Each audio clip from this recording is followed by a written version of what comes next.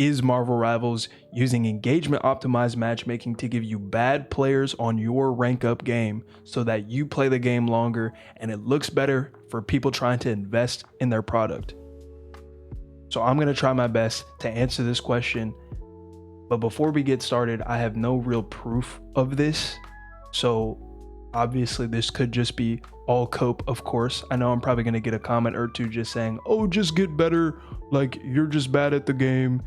You know, you can carry if you're good enough, which is true. I do agree with that. I actually do agree that if you are good enough, you can carry pretty much any game all the way up until eternity, because then for sure you do have to have good teammates. But yeah, I think if you are good enough, you can for sure carry even all the way up to a celestial lobby, I would say.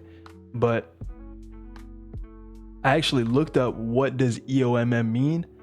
It means a system that prioritizes player engagement and retention over traditional skill-based matchmaking in online games. Okay, that's the AI definition. This is a system that you actually don't want in games because it's counterintuitive to what you want it to do, right?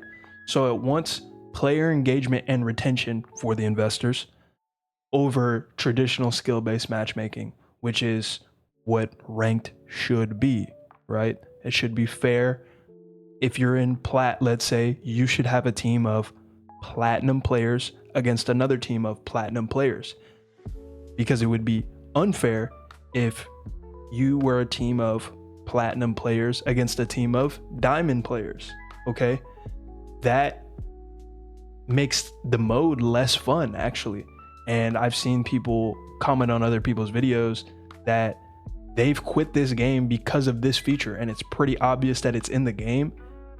We shouldn't just ignore that this feature is in the game, because other games will feel comfortable putting this in their product, and it'll make ranked systems in the future in other video games that you want to play even worse. And I also agree with this sentiment.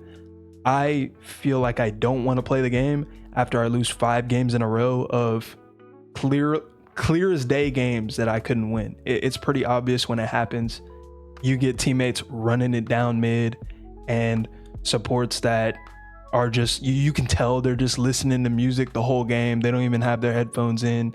They're not even using ults, or they're sitting there just healing the tanks the whole time because it's the easiest target to hit. Just stuff like that. Luna not putting flake on flankers.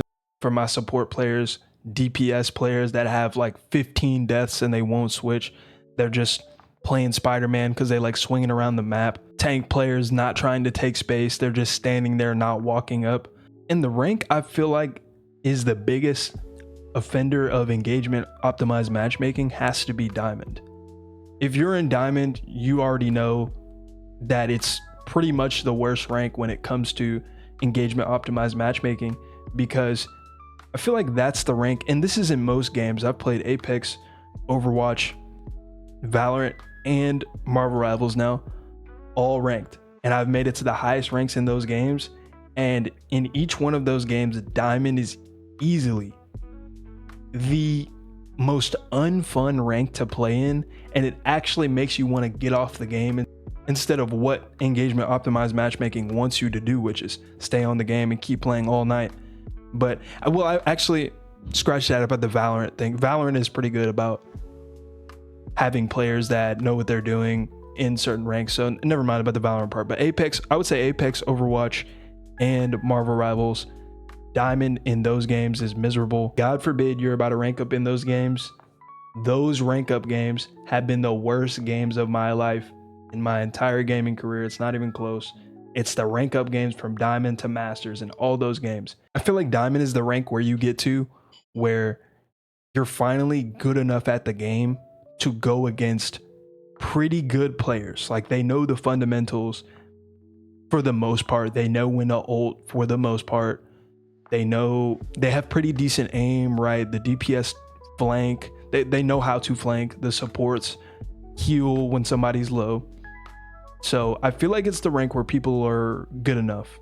But the thing is, the rank right before is players that are still really bad at the game. So plat to diamond usually is the biggest jump in skill. And when you're solo queuing, right, which you should be, and the reason why I say you should be is because that's how you get better at the game, is solo queuing. But when you are, you can get plat players on your team, like the scenario I talked about earlier. You can get plat players on your team, but you can be going against a real diamond team, because it could be like all diamond 3s on your team and they just ranked up from plat, just had a lucky win streak or something like that, and they genuinely won't know what they're doing, and you could be going against like a diamond 4 stack, and it's a nightmare. The game is complete steamroll. You won't even be close to winning. You'll get the teammates that are like switching to Widow. You know how people switch to Widow when they get mad, and the supports will be like, oh, you're just feeding, like, you'll get the supports where if you die one time, they'll be like, oh, you're feeding. Now, yes, there's no real proof of engagement optimized matchmaking being in Marvel Rivals specifically, but I'm sure we can all agree that it is in the game for a fact. Even if you're good or bad, this has nothing to do with you being good or bad at the game. It's just we as players pointing out something that's obviously going on in the game.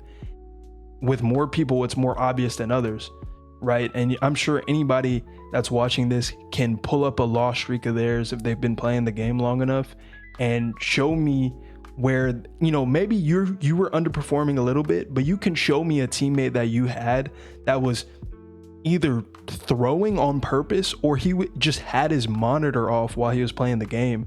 I've had plenty of Spider-Mans throw my game. I've had plenty of Lunas throw my game. I've had plenty of, I was actually about to say tank players, but I don't think I've had any tank players really throw my game. It's usually my supports or my DPS that are throwing the game. But anyway, like I said towards the beginning, if you get better at the game, you should be able to get out of loser's queue. At the end of the day, you need to be focusing on yourself and how you can get better at the game instead of looking at what other people are doing. But this feature is in the game, so I am going to talk about it. I am going to call it out, but I'm not using it as an excuse for me not ranking up. Like, oh, I'm getting really bad teammates, so that's why I can't rank up. The characters in Marvel Rivals are so OP that you can carry a game by yourself, even if you do have plat players against a full team of diamond stacked players. Long story short, if you lose 3 games in a row, 4 games in a row, just get off. Don't waste your time. The game is just trying to force you to stay on. If you know for a fact that somebody is literally throwing on your team, you spectate them and they're just running in and feeding, and maybe they're just that bad at the game, that's fine. If you're that bad at the game, not really, you shouldn't be playing ranked. You should probably be playing pubs. But if you run into a player like that multiple times in a row, just get off the game, go play something else. I know Rivals is fun. You can go play Overwatch. Overwatch is pretty fun right now. I actually might make a video on that. But anyways, if you've been watching this far, I appreciate you.